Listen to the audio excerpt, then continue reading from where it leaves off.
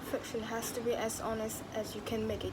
This, I believe, this may not be true for every other writer out there, may not be true for any writer out there, but it's true for this writer. You have to make it as honest as you can, because that's what people respond to. As far as I'm concerned, any success I've achieved as a writer of fiction, I have achieved because I'm an honest writer of fiction, because my people are real people, because you care about them. The hardest time for me was starting out as a very, very young writer. I wrote short stories and I sent them out to places that could conceivably publish them, and they all came back. And I look at the stories which went out and came back, went out and came back, and I thought, okay, well, one of two things is true here. Either I'm not good enough, or I don't understand the world. I don't get the stuff I need to know. And I thought, okay, so as of today, I'm now a freelance journalist specializing in the world of publishing and fantasy and science fiction. And I decided I was a journalist because I thought that gave me license to ask questions. It's given me license to go out into the world and meet everybody, find out where everybody is, find out what they do, find out how they read, to learn.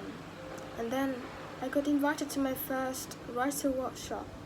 There was a Millfield writer workshop, and I was sitting there with a bunch of fantastic writers like Gwyneth Jones and Ira Wynne-Jones and Mary Gentle, and I realized very, very quickly that my reaction to the story was things like, I like this, I don't like this, this is good. That wasn't their reaction. They were responding to the stories on a much deeper level. They were reading different stories to what I was thinking, that I realized that I was reading the stories as an audience, and they were reading story as crafts people, as people who build this thing, people who did this. And I also realized I was wrong. I was wrong that I wanted to be a writer, and they were right. And that experience, more than anything else, I think changed me. And it's changed me mostly because I realized that in order to write fiction, I needed to be honest. Up until that point, I had a facility with voices. I could do essentially impression about other writers.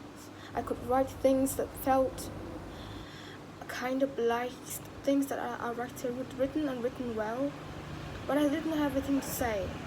And that wasn't because I hadn't lived.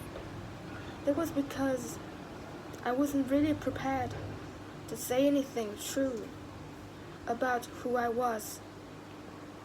I didn't want to be judged. I didn't want people reading any of my stories to know who I was or what I thought, what to get into clothes. And I realized that if you're going to write, you're going to be the successful writer. At least you're going to be the kind of writer, the kind of stuff that I was going to do. You had to be willing to do the equivalent of walking down the street naked. You had to be able to show too much of yourself. You had to be just a little bit more honest than you were comfortable with. And if people judged you, if they felt who knew who you were, that was just something that you were going to have to live with.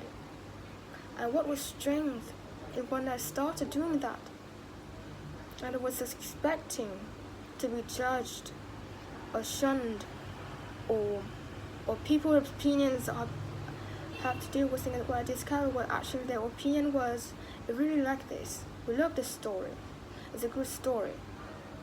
It felt huge yet personal, and I realized that because I was being honest about me, and some things, when you get really specific, apply to so many of us.